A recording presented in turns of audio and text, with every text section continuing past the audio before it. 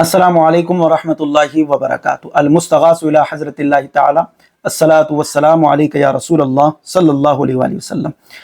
एक सवाल ये पूछा गया है कि नमाज इशराक की फजीलत किस हदीस से साबित है और नमाज इशराक पढ़ने का सवाब क्या है और नमाज इशराक कब पढ़ना चाहिए।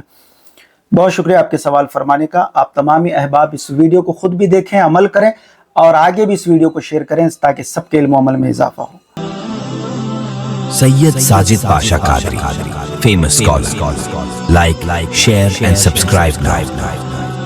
मौजूद सामईन और नाज़रीन किराम, नमाज इशराक ये नफिल नमाज है और इसके बारे में रिवायत में आता है, तिरमिज़ी शरीफ की हदीस मुबारका है कि हुजूर सल्लल्लाहु अलैहि वसल्लम ने इरशाद फरमाया कि जो फजर नमाज यानी जो फजर की नमाज जमात से पढ़कर खुदा का जिक्र करता रहे यहाँ तक कि सूरज बुलंद हो जाए, फिर 2 रकात नमाज इशराक पढ़े तो उसे अल्लाह तबारक व ताला पूरे हज और उम्रे का सवाब अता फरमाता है।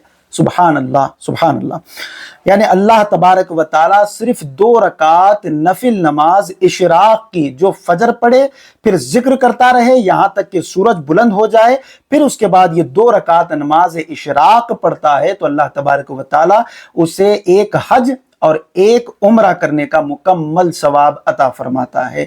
तो आप तमामी अहबाब जो है इसकी पाबंदी करें।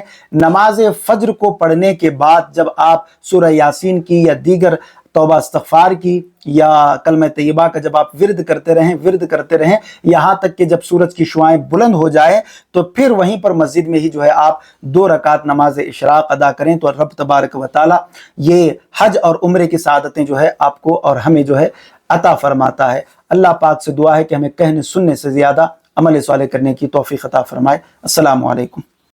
मजीद ऐसे ही वीडियोस देखने के लिए वीडियो को अभी लाइक और हमारे यूट्यूब चैनल सैयद साजिद पाशा कादरी को जरूर सब्सक्राइब कर लें और बेल आइकॉन जरूर प्रेस करें ताकि हर नई आने वाली वीडियो की नोटिफिकेशन आपको मिलती रहे।